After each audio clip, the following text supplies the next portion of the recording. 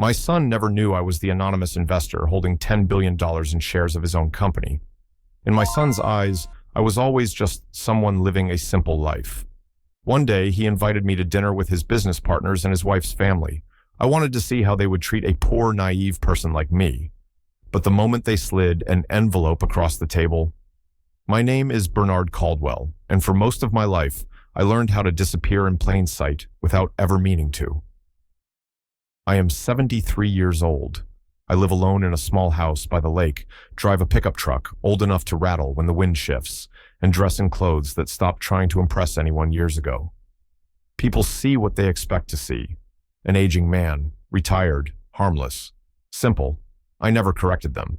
Simplicity keeps questions away, and questions have a way of complicating things that don't need attention. My son Michael never knew any different. To him, I was just his father. A man who worked with his hands, kept his word, and stayed out of the way. I taught him how to fix a leaky faucet, how to read people by what they don't say, how to walk away when pride starts talking louder than sense. I didn't teach him everything. Some lessons only work if they arrive late. The invitation arrived on a Tuesday afternoon, tucked inside a thick cream envelope that felt heavier than paper should. Michael's handwriting was careful, almost formal, like he'd rewritten it more than once before settling on something safe. Dinner dad, important people, Laura's family, business partners. I stood in my kitchen holding that envelope while the kettle screamed behind me, steam fogging the window over the sink. I didn't need to read between the lines. I knew the type of evening he was inviting me into. Rooms like that have rules before you ever walk through the door. I called him that night, told him I'd be there. He sounded relieved, which surprised me. He said it mattered. I said it always does, and meant it in a way he probably didn't hear yet. The drive took nearly 2 hours. I don't rush roads anymore. You learn with age that arriving calm matters more than arriving early. As the highway narrowed into quiet neighborhoods, the houses grew larger and quieter, the kind of quiet that comes from money insulating people from the world. I pulled into the driveway 10 minutes early, and sat there with the engine idling, watching light spill through wide windows. The place didn't look lived in. It looked curated, perfect edges, no mistakes on display. When I stepped out of the truck, the door opened before I reached it. Laura's father stood there tall and composed, a glass already in his hand. His eyes flicked past me toward the truck, lingering just long enough to register disappointment. He said, "You're early," then corrected himself and said, "Come in." Inside smelled like wine and something rich cooking slowly. Butter, garlic, confidence. Laura's mother appeared from the dining room, smiling politely while her eyes took inventory. Shoes, jacket, hands. She nodded, as if confirming something she'd already decided. Michael came down the hallway when he saw me, relief clear on his face. He hugged me quick but firm and said, "I'm glad you came." His voice dropped when he said it, like he didn't want the words traveling too far.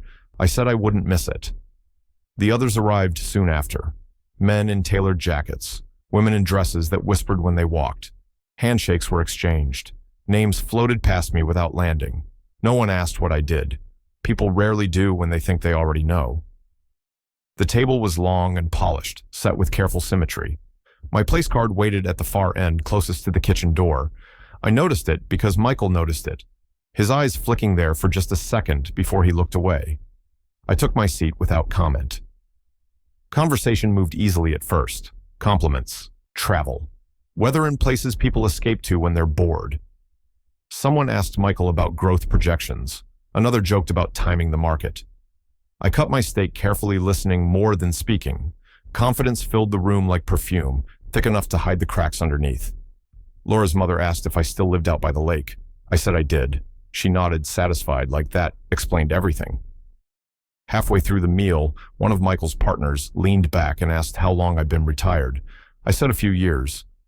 He smiled, said, "Must be nice," then turned back to his conversation without waiting for an answer. Michael barely touched his food. When dessert arrived, the room shifted. Jackets loosened. Laughter grew louder. That's when Laura's mother reached under the table and brought up an envelope. She slid it across the polished surface toward me, slow and deliberate, stopping just short of my plate. The envelope was thick, heavy, intentional. She said, "This is something we wanted to discuss privately, but tonight felt appropriate." Michael stiffened. He said maybe this can wait. His voice cracked just enough to betray him. Laura's father waved him off. He said clarity prevents discomfort later. He said we're all adults here. I picked up the envelope. It weighed more than paper should. Inside was a check, a number cleanly printed generous enough to make a point without requiring sacrifice. Beneath it, a document.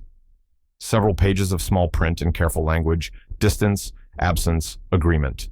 Laura's mother said it's just an understanding. She said no pressure. She said we want what's best for everyone involved. I read slowly, not because it was complex, but because moments like that deserve to be respected. When I finished, I folded the document once and placed it back inside the envelope. I said, "You misunderstand something." The room went still. I said, "I've lived a long time without being managed by other people's comfort." I said, "I won't start now." Laura's mother said, "You don't have to be dramatic." She said, "It's just business." I slid the envelope back across the table to where it started. It stopped neatly in front of her. Michael stood abruptly. He said, "This isn't right." He said, "Dad doesn't need this." He said, "We talked about this."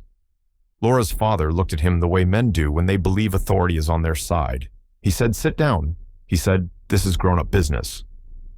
I stood, thanked them for the meal, told Michael I'd call him tomorrow. Outside, the night air felt clean. I sat in my truck for a moment before starting the engine, watching the light inside the house soften as people moved on to whatever came next for them. As I drove away, I knew one thing with certainty. They thought they had just closed a problem. What they had actually done was open a door they didn't know existed. The invitation came folded inside a thick cream envelope that looked more expensive than the groceries I bought in a week. My son's handwriting neat and careful, as if he were afraid the words might misbehave if he rushed them. Michael wanted me at a dinner. Not just dinner, but a proper one. Partners, in-laws, a long table and polished glasses, and all the things people use when they want to impress one another. I stood in my kitchen holding that envelope while the kettle whistled behind me, steam fogging the window over the sink. I already knew what kind of night it would be. You live long enough, you learn how certain rooms feel before you ever walk into them. I called him that evening, told him I'd be there. He sounded relieved, which surprised me. He said it mattered that I came. I said it always does. The drive took me nearly 2 hours. My truck isn't fast, and I don't push it anymore. The road out of town was familiar fields, giving way to tighter lanes, then traffic, then neighborhoods, where the houses grow larger, the quieter they get. I pulled into the driveway 10 minutes early and sat there with the engine idling, watching the light spill out from the windows. The place didn't look lived in. It looked curated. When I finally shut off the engine, the sudden quiet felt heavy. I stepped out, adjusted my jacket, smoothed the hand over hair that refuses to behave no matter how much time I give it. Before I reached the door, it opened. Laura's father stood there, tall and square, shoulder to glass already in his hand. He looked past me, his eyes flicking toward the truck, like it had offended him personally. He said, "You're early then," paused, corrected himself, said, "Come in." The house smelled like wine and something rich, cooking slowly garlic and butter and money. Laura's mother appeared from the dining room, lips tight in a smile that didn't reach her eyes. She looked me up and down just once the way people do when they think they're being discreet. Michael came toward me from the hallway, tie already loosened relief written plainly on his face. He hugged me quick and firm and said, "I'm glad you made it." His voice dropped when he said it like he didn't want the words to carry too far. I said I wouldn't miss it. The others arrived in pairs, men in dark jackets, women in dresses that whispered when they walked. Handshakes were exchanged. Names floated past me and slipped away. I caught bits of conversation about flights and deals and timing. No one asked what I did. No one ever does when they think they already know. We moved to the table when the wine bottles were opened. The table itself was a thing of beauty, polished wood, heavy chairs, place settings laid out with precision. My name card sat at the far end, closest to the kitchen door. I noticed it because Michael noticed it, his eyes flicking there for just a moment before he looked away. I took my seat without comment. Dinner began smoothly enough. Plates were passed, compliments offered. Someone joked about the market, another about weather in places they vacationed. Laura's mother asked me if I still lived out near the lake. I said I did. She nodded, as if confirming something she'd already decided. Halfway through the meal, one of Michael's partners leaned back in his chair and asked how long I'd been retired. I told him a few years. He said must be nice, then turned back to the person beside him without waiting for an answer. Michael barely touched his food. The talk shifted toward the company, expansion plans, a possible public offering down the line. I listened quietly, cutting my steak carefully, chewing slowly. The language was confident, almost casual, like the future was something already owned. Laura's father tapped his glass lightly and smiled. He said this is an exciting time for all of us. He said family and business align when values are shared. He looked directly at me when he said values held the look a second longer than necessary. I met his eyes and held them back. Age teaches you that silence can be louder than defense. Dessert came out, and with it, a change in the room. People relaxed, jackets loosened, laughter grew easier. That's when Laura's mother reached under the table and brought up an envelope. She slid it across the polished surface toward me, slow and deliberate, the way you slide something you don't want to touch for long. The envelope stopped just short of my plate. She said, "This is something we wanted to discuss privately, but tonight felt appropriate." I looked at the envelope. Thick, heavy, important in their minds. Michael shifted in his seat. He said, "Maybe this can wait." His voice cracked just enough to betray him. Laura's father waved him off. He said it's practical. He said clarity prevents discomfort later. I picked up the envelope. It was heavier than it needed to be. Inside was a check, a number printed clean and neat, enough to make a point without making a sacrifice. Under it, a document, pages of small print and careful language. Laura's mother said it's just an understanding. She said no pressure. She said we want what's best for everyone involved. I read slowly. It didn't take long to understand. Distance, absence, a signature to make things simpler. My presence framed as a complication, my silence framed as a courtesy. Michael stood abruptly. He said this isn't right. He said Dad doesn't need this. He said we talked about this.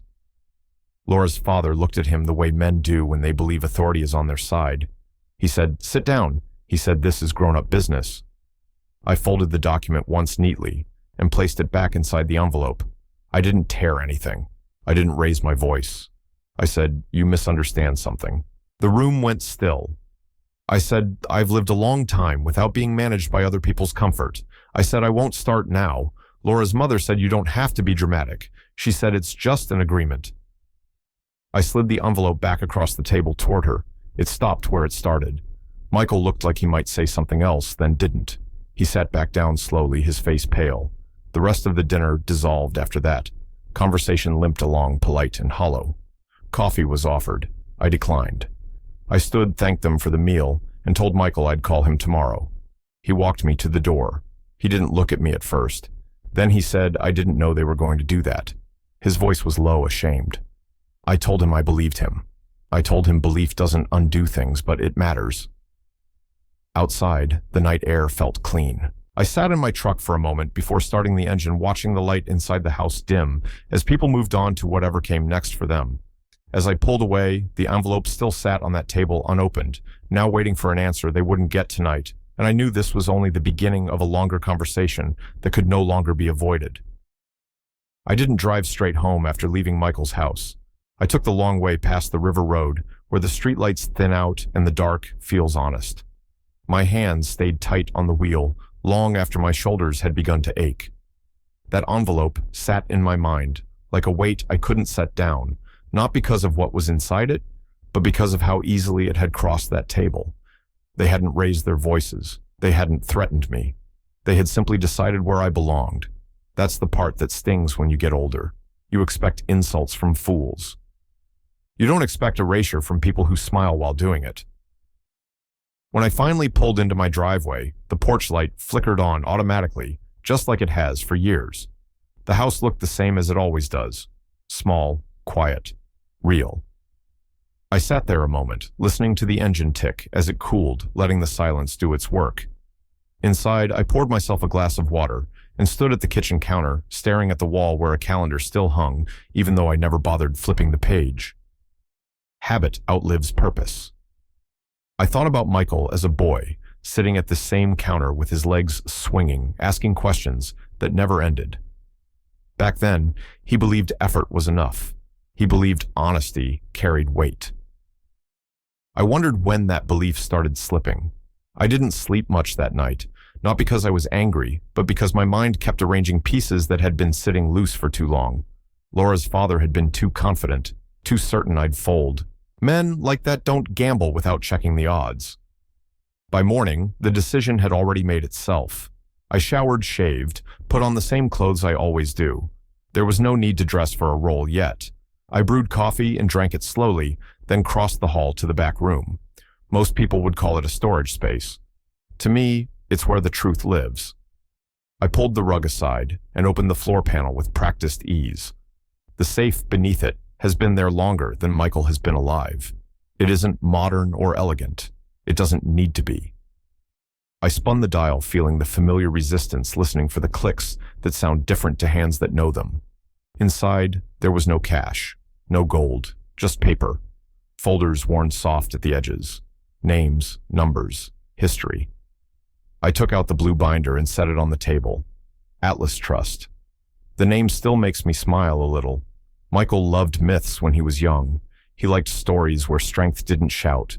I flipped through documents I've seen 1,000 times. Incorporation records, voting rights, amendments signed decades ago in rooms that smelled like cigarette smoke and ambition.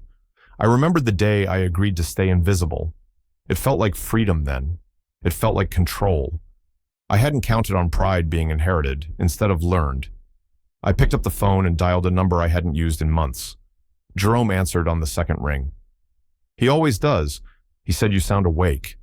I said, "I am." He said, "That never means nothing." I told him about the dinner, the envelope, the document. I didn't embellish. I didn't have to. He was quiet for a long moment. He said they finally showed their hand. I said yes, and they think it's a winning one. I asked him to pull the latest internal reports. Quietly, I asked him to activate the review clause. He exhaled slowly and said, "You know what that does?" I said, "I do. That's why I'm asking." We ended the call without ceremony. The day passed with small tasks. Laundry, a walk down to the lake. People waved, they always do. Out here, simplicity isn't suspicious. It's just life. Still, my thoughts kept drifting back to Michael's face when that envelope appeared. Not anger, fear, the kind that comes from realizing you're not the biggest voice in the room you thought you owned. By evening, Jerome called back. His tone had changed. He said you were right to be uneasy. He said the numbers don't match the confidence. He said there are transfers that don't belong revenue booked, that never arrived, expenses routed through shells with friendly names. He said your son isn't the architect, but he's standing under the scaffolding. I closed my eyes and listened. Jerome said they're racing something. He said an offering is being pushed faster than it should. He said people who rush like this usually believe time is about to run out. After we hung up, I sat at the table and stared at the wall until the light outside faded. I thought about calling Michael. I didn't. Information given too early becomes a weapon in the wrong hands, even when those hands belong to family. The next morning he called me instead. He said, "I'm sorry again." He said they shouldn't have done that. He said things are complicated right now. I told him I understood. That was true, just not in the way he meant. He said Laura's parents are under pressure. He said investors expect alignment. He said appearances matter more than they used to. I said appearances always matter to people who confuse them with substance. There was a pause. He asked what that meant. I said it means you should ask harder questions. He said, like what? I said start with why someone would pay to make me disappear. He laughed nervously, then stopped. He said, "You think this is about money." I said everything is about money when people stop pretending it isn't. He didn't argue. He just said, "Dad, please don't make this harder." I said, "I'm not the one who slid an envelope across a table." After the call, I walked back into the storage room and returned the binder to the safe. Not because I was done with it, but because I didn't need it out to remember who I am. What they saw at that dinner was a man they believed they could manage. What they didn't see was the distance between what a person appears to hold and what he actually owns. That distance was about to close whether anyone was ready for it or not. The review didn't announce itself with alarms or headlines. It arrived quietly, the way serious things always do, through emails, written in careful language, and phone calls that never quite answered the question being asked.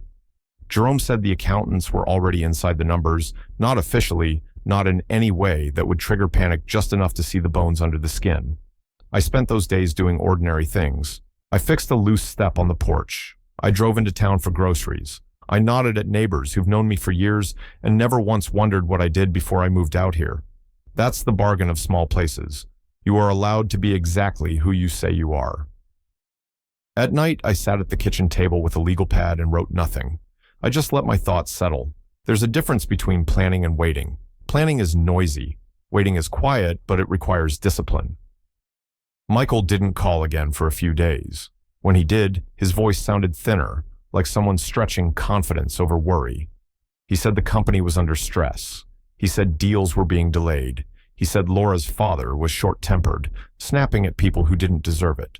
I asked him if the board had asked questions yet. He said not exactly. He said everyone was trusting leadership to manage the situation. He said that's what leadership is for. I told him leadership earns trust by surviving scrutiny. He went quiet after that. Then he asked me carefully if I had talked to anyone since the dinner. I said yes. He asked who. I said my lawyer. The silence on the line told me more than any words could have. He finally said, "Why would you do that?" I said, "Because someone tried to buy my absence." He said, "Dad, you're overreacting." I said, "Son, people don't pay for nothing." We ended the call politely. That's how distance grows, not through shouting, but through courtesy that replaces intimacy. 2 days later, Jerome drove up unannounced. He never does that unless something has crossed a line. His car pulled into the driveway just after noon, dust trailing behind it like a warning. He came in without waiting to be invited and set his briefcase on the table. He said it's worse than we thought. He spread papers across the table, charts, transaction histories, names that led to other names, shells stacked inside shells, money moving just fast enough to look busy instead of desperate. He said the company wasn't growing, it was borrowing from itself and calling it success. He said someone had been propping up numbers ahead of meetings, smoothing out dips before anyone noticed. I asked him how long. He said long enough to forget what honest books look like. I asked him who knew. He said the father-in-law knows. He said your son should know, but I can't prove he does. He said that's the problem. I leaned back and stared at the ceiling. I thought about Michael as a teenager lying badly about things that didn't matter. I thought about how pride makes people believe they're the exception. Jerome said there's more. He said there's pressure from lenders. He said deadlines are being pulled forward. He said an announcement is coming, something public, something meant to lock people in before questions can be asked. I asked him how much time we had. He said not much. That night, Michael showed up at my door. I didn't hear his truck at first. I was washing dishes when I saw headlights cut across the wall. By the time I opened the door, he was already standing there, hands shoved into his pockets, eyes tired. He didn't ask to come in. He just stepped past me like he always used to, like this was still his home too. He sat at the table and rubbed his face the way he did when he was a kid, and things weren't going his way. He said, "I think something's wrong." I said, "I know." He looked up at me, then really looked like he was trying to see past what he thought he knew. He said, "They're pushing me to sign off on things I don't fully understand." He said, "Laura's father keeps saying, 'Trust me, this is how it's done.'" He said, "People are getting nervous." I asked him if anyone had shown him the full picture. He shook his head. He said they keep it compartmentalized. He said that's normal at this level. I said normal doesn't mean safe. He leaned forward. He said, "Dad, if you know something, tell me." He said, "I feel like I'm standing on ice that's starting to crack." I told him the truth, just not all of it. I told him the company is being used to hide losses. I told him the numbers aren't real. I told him people who rush don't do it because they're winning. He swallowed hard. He said if this comes out, everything falls apart. He said Laura's parents will lose everything. I said that's what happens when everything is built on sand. He said, "What about us?" He didn't say the word family, but it hung there anyway. I told him that's why I haven't acted publicly yet. I told him there's still a chance to step away clean, to refuse to be the name on decisions that don't add up. I told him to slow down. He said, "I can't." He said they'll see it as betrayal. I said sometimes betrayal is just refusing to lie. He stood up abruptly, pacing the small kitchen like the walls were closing in. He said, "You don't understand how this works." I said, "I understand exactly how it works. I've just never needed it to." He stopped pacing and looked at me. His voice broke when he asked, "Why didn't you ever tell me more? Why did you always keep things so simple?" I thought about that for a long moment. Then I said, "Because simplicity keeps people honest, and because I wanted you to build something without leaning on what I had." He laughed bitterly. He said, "I built something I don't control." I didn't argue. When he left that night, he hugged me longer than usual. Not desperate, just uncertain. The kind of hug that asks a question without speaking it. After he drove away, I sat back down at the table and called Jerome. I told him it was time to prepare. He said, "For what?" I said, "For the moment when the truth stops being optional." Outside, the night settled in quiet and patient. Somewhere not far away, people were still moving money, still telling themselves tomorrow would be kinder than today. They were wrong. The call from Jerome came just after sunrise, his voice steady but sharpened, in that way it gets when facts stop being theoretical. He said the pressure wasn't just internal anymore. He said lenders were circling asking questions that couldn't be answered twice the same way. He said the timeline had been moved up again. He said they were planning a public move, something polished and loud enough to drown out doubt. I sat at the kitchen table listening, my coffee untouched. Outside, a pair of birds argued over the feeder like nothing in the world was wrong. That's the thing about trouble. It rarely announces itself to everyone at once. Jerome said if they go forward, it locks Michael in. He said once his name is attached, publicly walking away becomes an admission whether it is or not. He said they are counting on momentum, on fear of embarrassment, on family pressure, doing what contracts can't. I told him to keep digging. I told him I wanted everything, not just enough to scare people enough to end the story cleanly. After the call, I drove into town and parked where I always do in front of the hardware store that still smells like oil and sawdust. I didn't need anything, but routine keeps your hands steady. The clerk asked how I was doing. I said fine. He believed me. Most people do when you don't ask them to believe anything else. Michael showed up again that afternoon, unannounced, his tie already loosened even though it was barely noon. He looked older than he had a week ago. Stress does that, draws lines where confidence used to sit. He didn't sit down this time. He stood by the window watching the lake like it might offer answers. He said they want to announce something big. He said it's framed as an opportunity, but it feels like a trap. He said Laura's father keeps reminding him how much is riding on this, how many people are depending on them. I asked him if anyone mentioned consequences. He shook his head.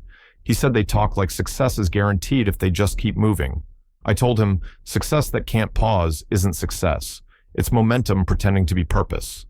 He turned to me, then frustration sharp in his eyes. He said, "You always talk like there's time." He said, "Some of us don't have that luxury." I said, "Time is the only luxury that matters. Everything else is borrowed." He laughed once short and humorless. He said, "You sound like you're above this." He said, "You don't understand what it's like to build something from nothing." I felt that one land deeper than he intended. I didn't correct him. I just said, building something is easy. Keeping it honest is where people stumble. He rubbed his hands together, nervous energy with nowhere to go. He said Laura's mother asked about you again. He said she thinks you're unpredictable. He said she doesn't like unknowns. I said people who fear unknowns usually have something to hide. He looked at me sharply, then away. He said, "What are you really doing?" He said, "Every time I come here, you seem calmer than I am, like you already know how this ends." I stood and walked to the back room. I didn't tell him to follow, but he did. I slid the rug aside and opened the floor panel. The safe waited patiently, just like it always has. When I opened it, Michael froze. I took out the binder and set it on the table. I didn't rush. I let the weight of the thing speak first. He asked, "What is that?" I said, "It's the reason nobody ever taught me to be impressed." I opened to the first page. The name Atlas Trust sat there clean and unassuming. I watched his face change as he read. Confusion first, then curiosity, then something closer to fear. He said, "I don't understand." I turned a few pages.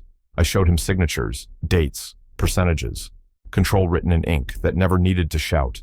He backed away from the table like it might bite him. He said, "You're joking." He said, "This can't be real." I said, "It's been real longer than you've been alive." He sank into a chair, slowly his mouth opening and closing like the words couldn't find a way out. He said, "You mean you?" He stopped, swallowed. He said, "You mean you own?" I said, "I don't own. I hold responsibility. There's a difference." He put his head in his hands. He said, "All this time." He said, "You watched me struggle." He said, "You let them treat you like nothing." I said, "I let you be a man without leaning on my shadow." I said, "I thought that mattered more." He looked up, eyes wet, now anger and awe tangled together. He said, "You could have stopped this before it started." I said, "I hoped you would stop it yourself." Silence stretched between us, thick and heavy. Outside, a car passed on the road, tires humming softly, like life refusing to pause for revelations. He finally said, "They tried to buy you off." He said that envelope wasn't just disrespect, it was insurance. I nodded. I said, "Now you see why." He stood abruptly, pacing the small room. He said, "They can't know this." He said, "If they find out, they'll panic." He said, "They'll destroy everything trying to save themselves." I said, "That's exactly what they're already doing." He stopped pacing and faced me. He said, "What happens now?" I closed the binder and returned it to the safe, sealing it away with the same quiet finality it's always had. I said, "Now you decide who you're going to be when the truth comes out." I said, "Because it will come out whether I speak or not." He asked if I was going to destroy them. I said, "No, I'm going to stop pretending they deserve protection." He didn't answer that. He just stood there breathing like someone who'd run a long distance and only now realized where he'd ended up. When he left, he didn't hug me. He nodded instead, respectful in a way that felt heavier than affection. After the door closed, I sat alone in the quiet house, listening to the clock tick on the wall. The pieces were finally on the table. Not arranged, yet not played, but visible. And once things are visible, they rarely stay contained for long. The shift happened quietly, after that the way pressure changes weather before anyone thinks to look up. Michael stopped calling every day. When he did call, his words were careful, measured like he was choosing each one from a list he didn't trust. I could hear the strain in his voice, the sound of a man realizing that knowing the truth doesn't automatically give you a way out of it. Jerome kept me updated without drama. He said the internal panic was starting to leak. He said meetings were being held behind closed doors that used to stay open. He said people were asking for assurances no one could honestly give. I didn't go near the company. I didn't send messages or make demands. I let silence do what noise never can. When people believe the ground beneath them is stable, they don't listen for footsteps. When they're unsure, every sound matters. One afternoon, Laura's mother called me. She hadn't called before, not once. Her voice was smooth, controlled, the kind that's practiced in rooms where weakness is currency. She said she hoped she wasn't intruding. She said she felt it was time for a more open conversation. I said I was listening. She talked about family, about alignment, about how misunderstandings happen when generations see the world differently. She said the envelope had been a mistake. She said emotions were high and intentions misunderstood. I let her talk. She said Michael was under tremendous pressure. She said a strong family front would help everyone get through this transition. She said she worried that outside influences might complicate things. I said, "You mean me?" She paused just long enough to confirm it. She said, "I mean uncertainty." I told her uncertainty isn't created by questions. It's created by lies, trying to outrun time. Her tone cooled after that. She said, "I don't think you understand the stakes." She said, "Livelihoods are on the line." She said, "Reputations take decades to build and minutes to destroy." I said then, "You should have built yours on something sturdier." She ended the call politely. That's how people like her retreat, with manners intact and claws hidden. That night, Michael showed up again later than usual. He looked exhausted, eyes rimmed, red shoulders carrying weight they hadn't earned yet. He didn't sit down. He leaned against the counter like the room might tip if he let go. He said, "They know something's coming." I said they always do, just not what. He said Laura's parents are panicking.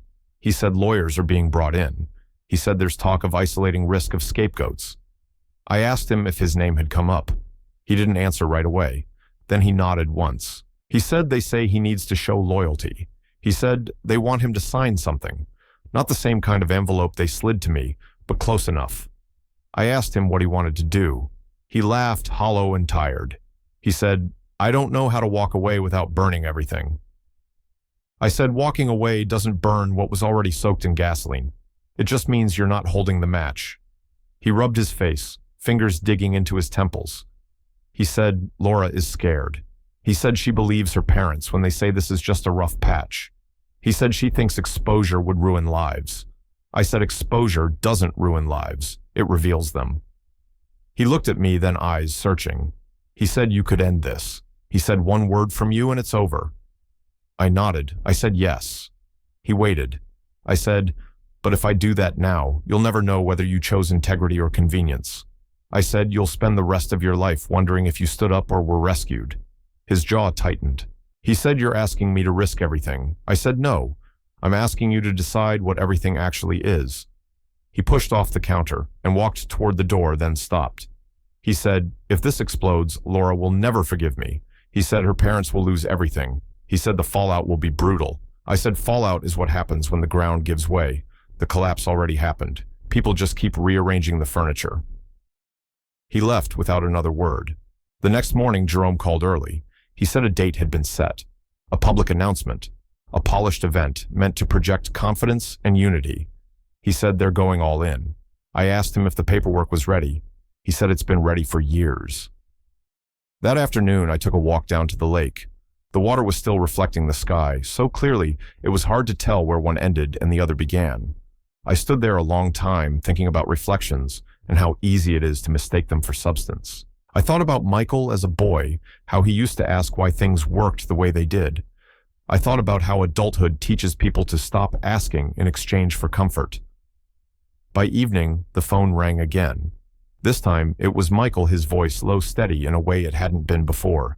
He said, "I told them I won't sign." I didn't respond right away. He said they're furious. He said Laura's father accused him of betrayal. He said her mother cried. He said threats were made subtle but sharp. I asked him how he felt. He said terrified. He said relieved. He said both at once. I smiled, despite myself. I said, "That's usually how truth feels when it first shows up." He said, "What happens now?" I looked out the window at the darkening sky.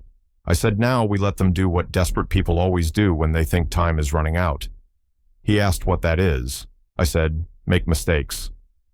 We ended the call quietly. No reassurances, no promises. Just the understanding that the next move wouldn't belong to any one person anymore. The pieces were in motion now, and the board was no longer something I could fold up and put away.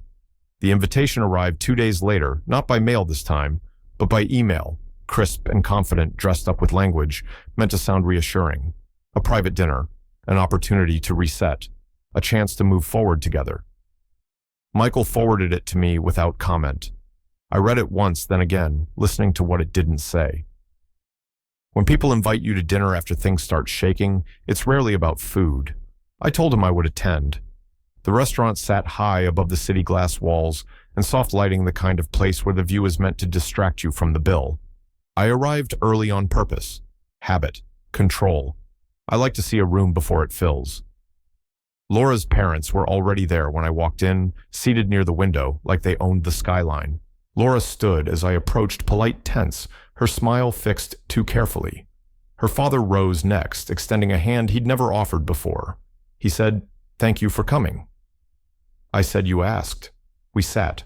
Wine was poured without asking. Menus opened and closed without being read. No one wanted to waste time pretending this was casual. Laura's mother began. She said, "We're all under strain." She said misunderstandings have grown larger than they need to be. She said families survive when pride is set aside. I listened. Her father leaned forward, hands folded, voice smooth. He said the company needs stability. He said Michael's refusal to sign has caused concern. He said investors don't like hesitation. I asked him if they like honesty. He smiled thinly. He said honesty is a luxury in transitional moments. I nodded. I said then, "You should prepare for austerity." The smile faded. Laura spoke then softly. She said she didn't want this to tear the family apart. She said Michael is suffering. She said we need to find a solution that protects everyone. I asked her what she meant by everyone. She hesitated. Her father answered for her. He said sacrifices must be shared. He said not everyone can be visible at every stage. He said some people help best from a distance. There it was again. Distance. The word people use when they want you gone without saying it. He slid another envelope across the table. This one was thicker. He said, "This is more comprehensive." He said, "It ensures your comfort." He said, "It removes uncertainty." I didn't touch it. I said, "You're making the same mistake twice." He said, "What mistake?" I said, "Assuming my silence is for sale." Laura's mother stiffened. She said, "You're being unreasonable." She said, "Think about Michael." She said, "Think about his future." I leaned back in my chair and looked out at the city for a moment. Lights everywhere. Movement. People convinced they're heading somewhere permanent. I said, "Michael already made his choice. He chose not to lie. That's his future." Her father's voice sharpened. He said, "You don't understand how exposed he is now." He said, "Contracts protect people." He said, "Without alignment, things fall apart." I said, "Things fall apart when contracts replace character." That's when he dropped the pretense. He said, "If this goes public, Michael will be finished." He said, "No board will trust him." He said, "No investor will touch him." He said, "You'll destroy your own son to prove a point." Laura looked at me, then real fear in her eyes. She said, "Please." She said, "My parents are desperate." She said, "They're afraid." I looked at her and saw someone who had grown up believing control was love. I said, "Desperation doesn't excuse cruelty. It explains it." I stood and picked up the envelope finally. I didn't open it. I just held it long enough for them to hope. Then I placed it back on the table. I said, "You should start worrying less about what I might do and more about what's already been done." Her father asked what that meant. I said, "It means truth doesn't negotiate. It arrives." The drive home felt longer than usual. The city gave way to dark roads and familiar turns, my shoulders loosening with every mile. When I pulled into the driveway, Michael was already there, sitting on the steps like he used to when he was waiting for me to come home. He stood as I approached. He said, "Did they try again?" I nodded. I said, "They always will until they can't." He asked, "What you said?" I said, "I listened." Then I left. He exhaled slowly. He said, "I think they're going to do something reckless." I said, "They already are." We sat together on the porch for a while, neither of us speaking. The night was clear stars sharp against the dark. Finally, he asked if I was afraid. I thought about it before answering. I said no. I said, "Fear belongs to people who built things they can't defend in daylight." He nodded once. He said, "I don't know what happens next." I looked out into the dark yard, listening to the quiet that only comes when a storm is gathering somewhere else. I said, "Next, they stop asking and start running." The recklessness showed itself faster than I expected, like a crack that spreads once pressure finds the weak spot. Jerome called before breakfast, his voice tight but controlled. He said they'd moved the announcement forward again. He said the language was aggressive, confident to the point of arrogance. He said they were trying to lock people in before anyone had time to think. I asked him if the filings were clean. He paused. He said clean enough to fool someone who doesn't want to look closely. Michael called an hour later. He didn't bother with greetings. He said they're telling people I'm unstable. He said they're floating the idea that you're a distraction, that you're acting emotionally. I smiled at that. I said, desperation always pretends to be strategy. He said Laura hasn't spoken to him since last night. He said her parents told her this is the moment where loyalties are proven. He said she's torn. I asked him if he was. He said no, not anymore. That was the first time I heard certainty in his voice since this began. By noon, the rumor mill had done its work. Jerome forwarded messages from people I hadn't heard from in years, polite inquiries dressed as concern. They wanted reassurance. They wanted clarity. They wanted to know who was really in control. I told Jerome to give them nothing yet. He said they're going to panic. I said panic reveals more than confidence ever does. That afternoon, Michael came over again, quieter than usual. He sat at the table and stared at the wood grain like it might offer guidance. He said Laura's father threatened to remove him from everything. He said they told him he's replaceable. I said, everyone is replaceable when power is borrowed. He laughed softly. He said they don't know who they're threatening. I said they know enough to be afraid, just not why. He asked me what happens if they try to freeze him out before the announcement. He asked if that's even possible. I said it's possible to try anything when you think no one is watching. He asked if someone was watching. I looked at him for a long moment, then nodded. I said yes. Quietly. That evening, Jerome arrived with a stack of papers and a look that told me the line had been crossed. He said there were unauthorized transfers. He said funds were being shifted out under the cover of preparation. He said someone was trying to move money faster than it could be traced. I felt something settle in my chest, then not anger, not satisfaction, just clarity. I said, "They're running." Jerome said yes. He said, "And runners make mistakes." We worked late into the night, not strategizing, just preparing. There's a difference. Strategy is about advantage. Preparation is about inevitability. We organized timelines. We marked signatures. We aligned facts that didn't care who liked them. Michael stayed quiet, but present, absorbing more than he spoke. At one point, he said, "I keep thinking about that first envelope." He said they tried to buy your absence like it was a service. I said, "That's how they see people. As assets or liabilities." He asked which one I was to them now. I said, "Neither. I'm a consequence."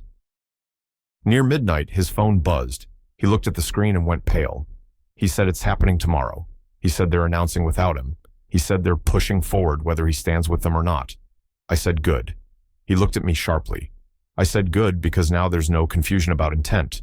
He said, "What if they blame me?" He said, "What if this ruins everything I've worked for?" I put a hand on his shoulder. I said, "You worked for truth the moment you refused to sign. Everything else was scaffolding." He nodded slowly, breathing, steadying.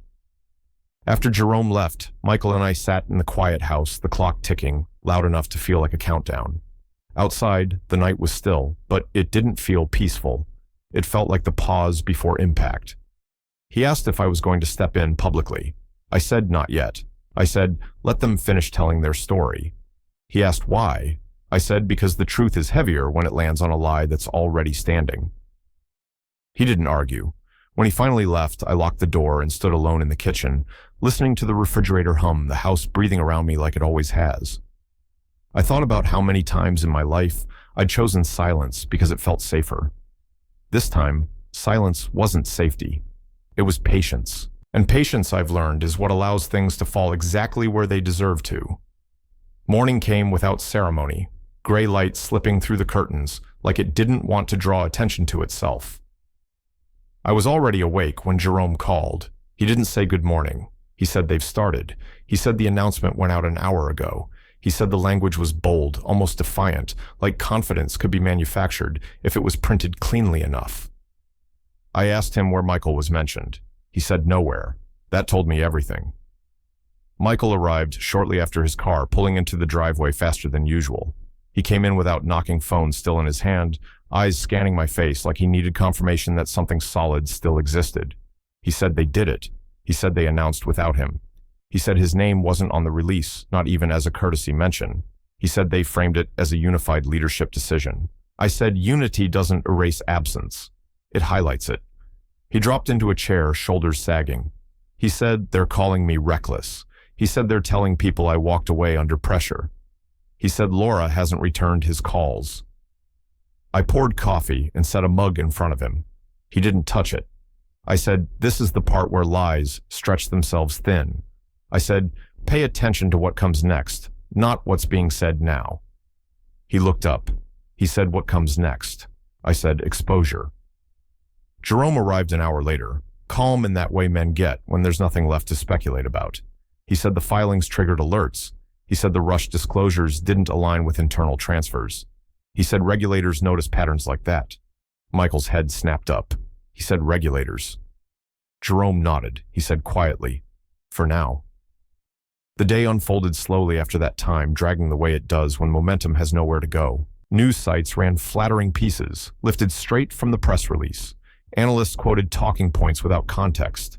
The market reacted politely, not enthusiastically. Michael paced the living room, checking his phone, then setting it down, then picking it up again. He said Laura's father left him a message. He said it sounded like a warning wrapped in disappointment. I asked him if he listened. He said no. I said good. By late afternoon, Jerome's phone rang again. He stepped outside to take it, pacing the porch, while the lake reflected a sky that didn't care about any of this. When he came back, his expression had changed. He said someone leaked a memo. He said it wasn't meant to be public. He said it raised questions the announcement didn't answer. Michael closed his eyes. He said, "This is spiraling." I said, "No, this is gravity." Evening brought more calls. Not from Laura's parents, not from the company, but from people who'd been quiet until now.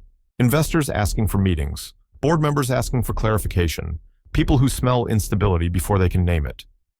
Michael finally sat down across from me, elbows on the table, hands clasped tight. He said, "I feel like I'm watching a building sway knowing it's going to fall and not knowing where to stand." I said, "Stand where you can see the truth clearly. Everything else is just rubble waiting to happen." He nodded slowly. As night settled in, the tone shifted again. Jerome called, with fewer words this time. He said the scrutiny has teeth now. He said the pace can't be controlled anymore. Michael asked if this was the moment. I looked at the dark window, my reflection faint and older than I remembered. I said not yet. I said, let them make one more choice without understanding who's watching. He asked why. I said because character reveals itself when people believe there's still a way out. He leaned back, exhaustion finally overtaking adrenaline. He said, I never imagined it would come to this. I said most people don't. They imagine comfort. They imagine stability. They imagine they'll recognize the moment things go wrong. He looked at me, eyes heavy but clear. He said, I'm glad you're here. I said, I've always been here. You just didn't know where to look. The house grew quiet again, after he left, the kind of quiet that feels temporary. Somewhere across the city, plans were being rewritten, explanations rehearsed, blame carefully assigned. Tomorrow would bring sharper light. And some things don't survive being seen that clearly. The calls stopped overnight, not because the questions were answered, but because no one wanted to ask them on the record yet. That kind of silence doesn't mean calm. It means people are choosing sides quietly. Jerome arrived just after noon, carrying less paper than usual, which told me the story had moved beyond preparation. He said regulators had requested additional documentation. He said banks were reviewing exposure. He said the company's advisors were scrambling to control a narrative that no longer belonged to them. Michael sat across from him, listening without interrupting, his face still but alert. When Jerome finished, Michael asked the question he'd been avoiding. He said, when do you step in? I didn't answer right away. I looked at the clock on the wall, the same one that's been there since before Michael left for college. Time doesn't rush for anyone, no matter how loudly they beg. I said today. He exhaled slow and heavy. He said, are you sure? I said certainty isn't the absence of doubt. It's choosing, despite it. Jerome nodded once. He said the paperwork is ready. He said once it's filed, there's no pulling it back quietly. I said it was never going to be quiet. Michael stood and walked to the window, staring out at the lake like he might memorize it. He said once this happens, Laura's parents will know everything. He said they'll know you were there all along. I said they've always known someone was there. They just assumed it wasn't me. He turned back toward us. He said they'll come after me. I said they already tried. This just removes the mask. Jerome slid a folder across the table, thinner than the others, but heavier in consequence. I opened it and read the first page slowly, not because I needed to, but because rituals matter when endings begin. I signed my name without hesitation.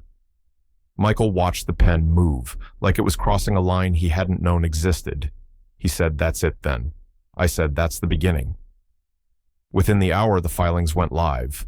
Ownership clarified, voting rights exercised, authority reclaimed without drama, just ink and timing. The kind of power that doesn't need a room to announce itself. Michael's phone rang almost immediately. He looked at the screen and didn't answer. It rang again, then again.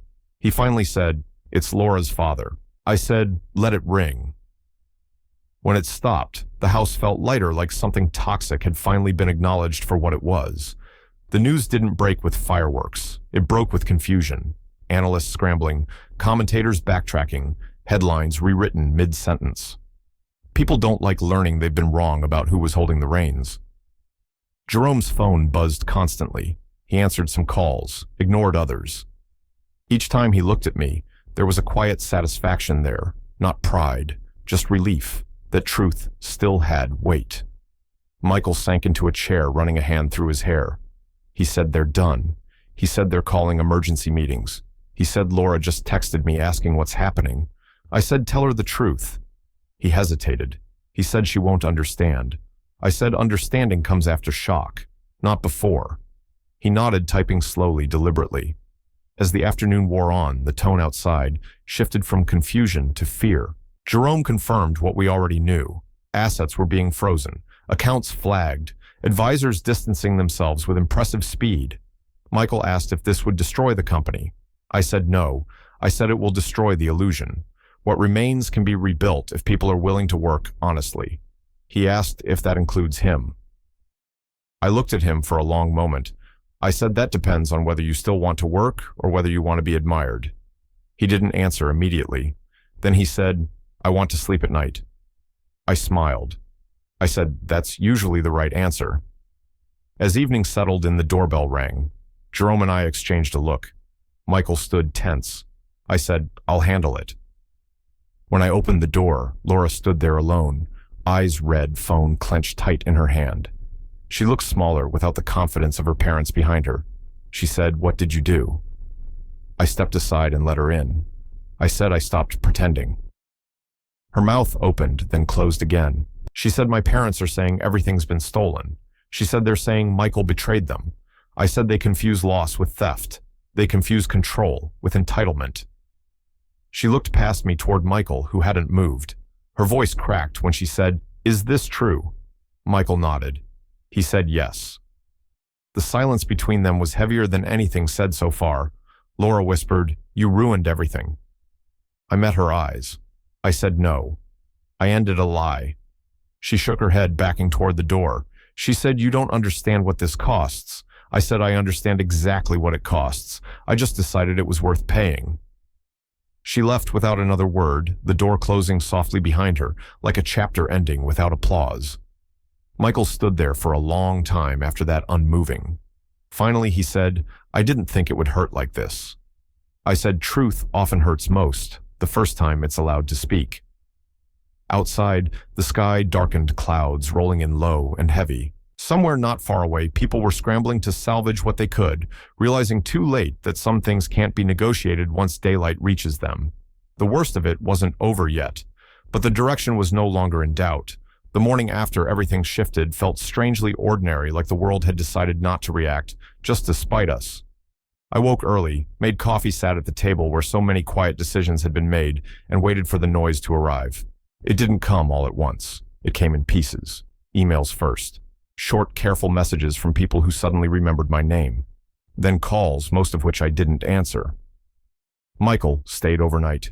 He slept on the couch like he used to when he was younger, and storms scared him more than he ever admitted. When he came into the kitchen, his eyes were tired, but clearer than they'd been in weeks. He said they shut everything down overnight.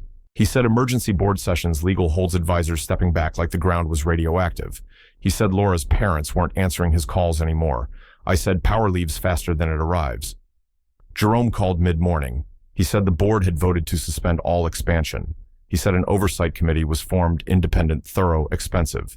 He said regulators had widened their scope. He said this was no longer a negotiation. It was a reckoning. Michael sat quietly while I listened. When I hung up, he asked if this was what accountability looked like.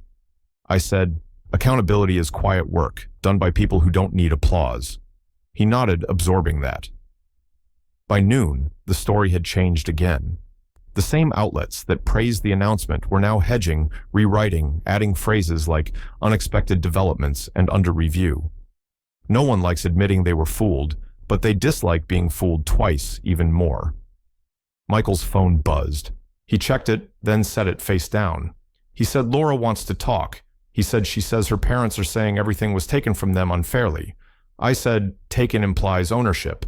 That's where their confusion begins. He asked if he should meet her. I said, only if you're prepared to hear things you won't be able to unhear. He thought about that, then said, I already have. He left in the afternoon, shoulders squared, moving like someone who finally understood the weight he was carrying. I watched him drive away and felt something settle inside me. Not relief, not pride, just acceptance. Later, Jerome stopped by again, this time without urgency. He looked older somehow, or maybe just unburdened. He said the family by marriage is finished here. He said influence evaporated the moment it was exposed. He said assets are frozen pending review. I asked him about Michael. He said people are watching him now, closely. He said some are waiting for him to fail. Others are waiting to see if he stands. I said good. That's how leadership is earned. That evening, Michael returned. He looked like he'd run a long distance emotionally, if not physically. He didn't sit right away. He paced the room, then finally stopped in front of me. He said Laura begged him to fix it. He said she asked him to talk to you to undo whatever you did. I said, did she ask why it was done? He shook his head. He said she said her parents are ruined. He said she said they'll never recover. I said they'll recover if they're capable of honesty. If not, then this was inevitable. He sat down heavily. He said she accused me of choosing you over her. I winced at that, not because it hurt me, but because I knew how deeply it cut him. I said, this isn't about choosing people. It's about choosing reality. He stared at his hands. He said she said you humiliated them. He said she said you took pleasure in it. I said, humiliation comes from exposure, not intention. I said I didn't raise my voice or gloat or demand apologies. I simply refused to keep a lie comfortable. He looked up. He said, do you regret it? I didn't answer immediately. I thought about the years of silence, the deliberate absence, the hope that Michael would grow without leaning on something he didn't know existed. I said, I regret that it had to happen this way. I don't regret that it happened. He nodded slowly. That night he stayed again. We didn't talk much. Some things don't need words when they're still settling into the bones. Before he went to sleep, he paused in the doorway and said, I don't know how to lead from here. I said, start by listening to the part of yourself that was uncomfortable when you were being rushed. That voice knows more than you think. The next few days passed in a blur of quiet consequences. People resigned. Others were removed with careful language. The company shrank back to something manageable, something real. The noise faded, replaced by work. Michael came by less often, not because we were distant, but because he was busy in the right way now. When he did come, our conversations were different. No more defensiveness, no more rehearsed confidence, just questions asked honestly. One afternoon, he sat across from me and said, I understand now why you stayed invisible. I raised an eyebrow. He said, because power changes how people look at you. He said, I see it happening already. I said, then don't look back at them the same way. He smiled faintly. He said, that's harder than it sounds. I said, it gets easier when you stop needing their approval. Laura never came back. She sent messages instead measured distant, full of conditions. Michael answered some, ignored others. I didn't interfere. This wasn't something money or authority could solve. This was about who she chose to be once the scaffolding was gone. One evening, Michael stood on the porch with me watching the lake as the sun sank low. He said they offered me a settlement of sorts. He said quiet support in exchange for loyalty. He said they framed it as reconciliation. I asked him what he said. He said I said no. He said I told them I don't need to be protected from the truth anymore. I felt something warm, then small, but steady. I said, I'm proud of you. He didn't respond right away. Then he said, that means more now than it ever did before. The weeks stretched on. The storm passed. What remained was quieter, more demanding. Exactly the kind of life I'd hoped Michael would choose, even if I hadn't known how he'd get there. One night, as he was leaving, he stopped at the door and said, I don't blame you anymore. He said I was angry at first, but now I see you didn't take anything from me. You gave me something back. I asked what that was. He said my name. After he left, I sat alone in the house, listening to the familiar sounds, the ticking clock, the hum of appliances.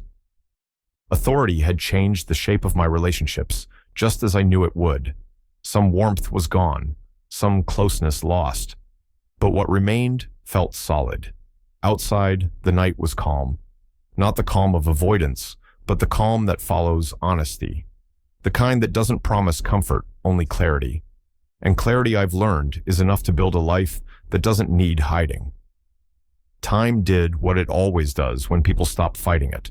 It moved forward without asking permission. Weeks passed before anything felt settled, and even then it wasn't peace so much as balance. The kind that requires attention, but doesn't demand constant defense. I fell back into my routines easily. Morning coffee at the same table, walks by the lake when the air was cool enough to remind me I was still alive. The house didn't care what I owned or what I'd revealed. It accepted me the same way it always had. The world outside kept adjusting. Headlines faded. New crises replaced the old ones. People who once spoke loudly about vision and legacy learned to speak carefully about compliance and oversight. That's how it goes. Noise moves on. Consequences stay. Michael called once a week, now sometimes twice. Not because he needed reassurance, but because he needed to talk things through with someone who wouldn't flatter him or rush him. Our conversations were quieter, fewer words, more weight. He told me the company was smaller now, leaner, stripped of urgency that never belonged there in the first place. He said meetings took longer, questions were sharper, silence was allowed to exist without being filled. He said it was harder. I told him hard is honest work, finally being done. One afternoon, he came by unannounced, wearing a jacket he'd bought years ago, but never seemed comfortable in until now. He looked tired in a good way, the kind that comes from effort instead of fear. He said, I fired 2 people today. I waited. He said they weren't evil. He said they were careless, convinced they'd never be questioned. He said letting them go felt like cutting loose something that had been rotting quietly. I said leadership is mostly about endings people wish they could avoid. He nodded. He said Laura moved out last week. That one landed heavier. I didn't ask questions. I let him decide what to say next. He said they'd been living in separate rooms for a while anyway. He said once her parents lost control, she didn't know who she was supposed to be. He said she blamed everyone before she blamed herself. He said he couldn't do that anymore. I said grief looks different when it's mixed with clarity. He stared out the window for a long moment. He said she told me you took everything from her family. I said people say that when they lose something, they never truly owned. He smiled faintly. He said I told her that. We sat in silence, after that the comfortable kind that doesn't need to be explained. Before he left, he paused at the door and said, I don't need you to step in anymore. He said I know you could. I just don't need it. I felt something loosen in my chest. I said that's the point. After he drove away, I walked down to the lake. The water was still reflecting the sky in a way that made it hard to tell where one ended and the other began. I thought about how often people mistake reflection for depth. I thought about how long I'd worked to keep certain truths submerged, believing that was protection. Jerome called that evening. He said the last of the reviews were wrapping up. He said the trust could return to its dormant state if I wanted. He said oversight would remain, but my direct involvement could fade again. I said, good. He laughed softly. He said, you always did prefer quiet endings. I said endings don't need witnesses to be real. Life settled into something sustainable after that. Michael didn't come by as often, but when he did, there was no tension in the air, no unspoken debt. Just conversation between 2 men who understood where they stood. Laura sent one final message months later. It wasn't an apology. It wasn't an accusation either. Just a statement that she was moving on, that she hoped Michael would be well. He showed it to me without comment. I said that's as much closure as some people are capable of. He nodded. He said, I think I'm finally okay with that. The trust returned to silence. No meetings, no calls, no intervention needed. Power, when used correctly, doesn't linger in the room afterward. It leaves things stable enough to stand on their own. I returned to anonymity without effort. People forget quickly when there's nothing left to gain from remembering. That suited me just fine. One morning, while fixing a loose hinge on the back door, I realized I hadn't thought about the envelope in weeks. Not the first one, not the second. They'd lost their weight. Symbols only matter as long as they represent something unresolved. Later that day, Michael called. He said, I wanted to tell you something. He said, the board asked me today what kind of company I want to build. I said, what did you tell them? He said, I said one that doesn't need secrets to survive. I leaned back in my chair and let the sun warm my face through the window. I said, that's the only answer worth giving. He hesitated, then said, thank you. I asked what for. He said for letting me fail forward. He said for not rescuing me when it would have been easier. He said for showing me that love doesn't always look like protection. I said love looks like trust once it's earned. That evening, I cooked dinner for one and ate it slowly, listening to the familiar sounds of the house. Nothing felt empty. Nothing felt unfinished. I thought about the years I'd spent keeping my life deliberately small so my son could grow without shadow. I thought about how that decision had cost me closeness at times, misunderstanding at others. I thought about how it had also given him something no inheritance ever could, a chance to choose. As night fell, I stepped outside and looked up at the stars sharp and steady against the dark. They didn't care about money or control or reputation. They just existed quietly, reliably. I realized then that this was all I'd ever wanted. Not vindication, not dominance, just the certainty that when the truth arrived, it wouldn't find me hiding. Tomorrow would come, and the day after that, with work to be done, choices to make, consequences to carry. But tonight, the world felt balanced, and that, after everything, was enough.